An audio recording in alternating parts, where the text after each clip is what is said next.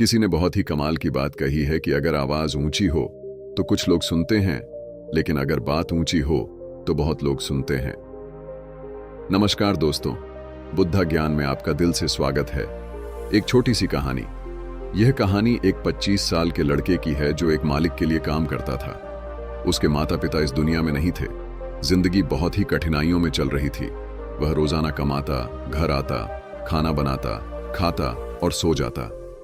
एक दिन उसने देखा कि उसने 4 रोटियां और सब्जी बनाई। उसने हाथ धोए और वापस आया। तब तक 3 रोटियां बची थीं। यह दूसरे दिन भी हुआ।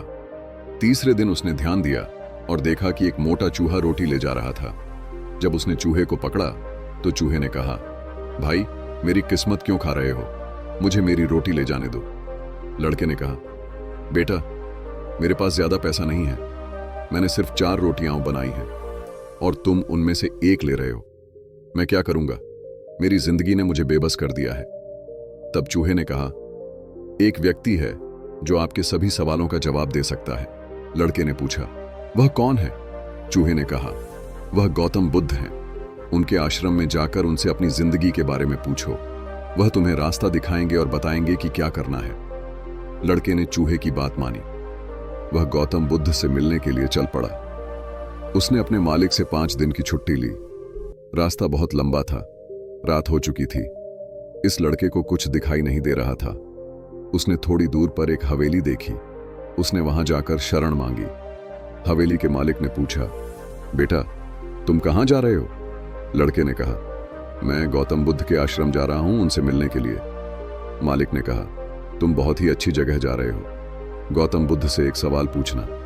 अगर वह सवाल का जवाब दें तो मुझे बताना। लड़के ने कहा, मैं जरूर आपका सवाल पूछूंगा, बताइए। हवेली के मालिक ने कहा, बेटा, मेरी 20 साल की बेटी है। उसने 20 साल से एक शब्द नहीं बोला है। वह बोल नहीं सकती। बस उससे पूछना कि मेरी बेटी कब बोलेगी। यह कहते हुए उसकी आंखों में आंसू आ गए। लड़के ने कहा, चिंता मत करो, मैं जाऊंगा और आपके सवाल का जवाब लाऊंगा। अगले दिन लड़का फिर से निकल पड़ा। रास्ता बहुत लंबा था। रास्ते में बड़े बड़े पहाड़ मिले, ऊंचे पहाड़, बर्फीले पहाड़। उसे समझ नहीं आया कि वह कैसे पार करेगा। तब उसने देखा कि एक तांत्रिक वहां बैठकर साधना कर रहा था। उसने तांत्रिक के पास जाकर कहा कि मुझे गौतम बुद्ध से मिलने जाना है। रास्ता बहुत कठिन लग रहा है, मैं कैसे पार करूं? तांत्रिक ने कहा, तुम गौतम बुद्ध से मिलने जा रहे हो, मेरे सवाल का भी जवाब लेकर आना, तब मैं तुम्हें पहाड़ पार करा दूंगा। लड़के ने कहा, बताइए, आपका सवाल क्या है? तांत्रिक ने कहा, मैं 1000 साल से इस पहाड़ पर स्वर्ग जाने की साधना कर रहा हूं। मुझे समझ नहीं आता कि मैं स्वर्ग कब जाऊंगा। लड़के ने कहा, ठीक है, मैं आपके सवाल का जवाब भी लाऊंगा। तांत्रिक ने जादू की छड़ी घुमाई और लड़के को पहाड़ पार करा दिया। फिर वह एक मैदान के इलाके में पहुंचा। वहां एक बड़ी नदी थी। लड़के को फिर से दिक्कत हुई कि वह नदी को कैसे पार करे। फिर उसने वहां एक बड़ा कछुआ देखा। उसने कछुए से कहा कि उसे अपनी पीठ पर बिठाकर नदी पार करा दे। कछुए ने कहा, ठीक है। जब वह नदी पार कर रहा था तब कछुए ने पूछा, तुम कहां जा रहे हो? लड़के ने कहा, मैं गौतम बुद्ध से मिलने जा रहा हूं। कछुए ने कहा, वाह, तुम बहुत अच्छी जगह जा रहे हो, मेरा भी एक सवाल पूछ लेना। लड़के ने कहा, बताइए, आपका सवाल क्या है? कछुए ने कहा, मैं 700 साल से इस नदी में हूं। मैं एक ड्रैगन बनने की कोशिश कर रहा हूं। कब मैं ड्रैगन बनूंगा? बस ये पूछना और आना। लड़के ने कहा, ठीक है। लड़का गौतम बुद्ध के आश्रम पहुंचा।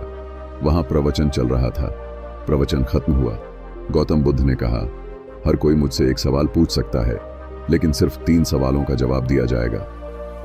अब लड़के के सामने मुश्किल थी, किसका सवाल छोड़े और किसका पूछे। लड़के ने सबसे पहले हवेली के मालिक की बात को याद किया। उसकी बेटी बोल नहीं रही थी। उसके आंखों में आंसू थे। उसका सवाल पूछना जरूरी था। दूसरा दृश्य तांत्रिक का आया, जो 1000 साल से साधना कर रहा था। तीसरा दृश्य कछुए का था, जो ड्रैगन बनने की कोशिश कर रहा था। फिर लड़के ने अपना खुद का दृश्य देखा। उसने सोचा, मैं तो काम कर रहा हूं, खा रहा हूं, सब ठीक है, थोड़ी मेहनत और करूंगा, मैं अपने सवाल को छोड़ सकता हूं। इन 3 लोगों के सवालों का जवाब लाना जरूरी है। लड़के ने तीनों सवाल पूछे।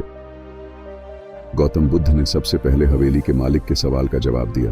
उन्होंने कहा, जिस दिन उस मालिक की 20 साल की बेटी की शादी होगी, उस दिन वह बोलने लगेगी।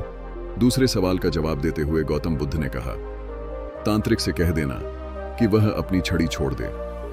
जिस दिन वह छड़ी छोड़ देगा, वह स्वर्ग चला जाएगा। तीसरा सवाल कछुए का था। गौतम बुद्ध ने कहा, कछुए से कह देना कि वह अपनी ढाल उतार दे। जिस दिन वह ढाल उतारेगा, वह ड्रैगन बन जाएगा। लड़के ने प्रणाम किया और वापसी के सफर पर चल पड़ा। उसने कछुए से मुलाकात की और कहा, गौतम बुद्ध ने कहा है कि तुम अपनी ढाल उतार दो, तुम ड्रैगन बन जाओगे। जैसे ही कछुए ने ढाल उतारी, उसमें से मोती निकल आए। कछुए ने कहा, इन मोतियों का क्या करूंगा, और लड़के को मोती दे दिए। कछुआ ड्रैगन बन गया। आगे बढ़ते हुए लड़का तांत्रिक से मिला। उसने तांत्रिक से कहा, तुम्हें अपनी छड़ी छोड़नी होगी, तभी तुम स्वर्ग जा सकते हो। तांत्रिक ने कहा, ये लो छड़ी, तुम इसे रखो, मैं स्वर्ग चला जाऊंगा। तांत्रिक स्वर्ग चला गया। अब तीसरा सवाल बचा था। वह हवेली पहुंचा और मालिक से कहा, मालिक, आपके सवाल का जवाब मिल गया है। जिस दिन आपकी 20 साल की बेटी की शादी होगी, वह बोलने लगेगी। मालिक ने कहा, क्या बात है, देर किस बात की है? दूल्हा तो सामने ही है। तुमसे बेहतर लड़का कौन हो सकता है? लड़के को बुलाया गया। उसने लड़की को देखा और लड़की ने उसे देखा। उनकी शादी हो गई। और जैसे ही लड़की की शादी हुई, उसने पहली बात कही, तुम वही हो जो उस रात हमारे घर आए थे। लड़की बोलने लगी। लड़के को जीवन में धन मिला, क्योंकि उसे मोती मिल गए। तांत्रिक की छड़ी मिली, शक्ति मिली, और लड़की से शादी हुई। लड़के की जिंदगी बस गई, सिर्फ इसलिए क्योंकि उसने अपना सवाल छोड़ दिया। यह छोटी सी कहानी हमें जीवन में एक बड़ी बात सिखाती है। अगर आपको कुछ बड़ा करना है, तो आलस्य और बुरी आदतों को छोड़ें।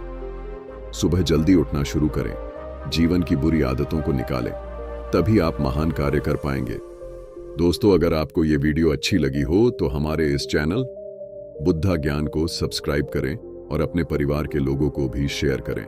धन्यवाद।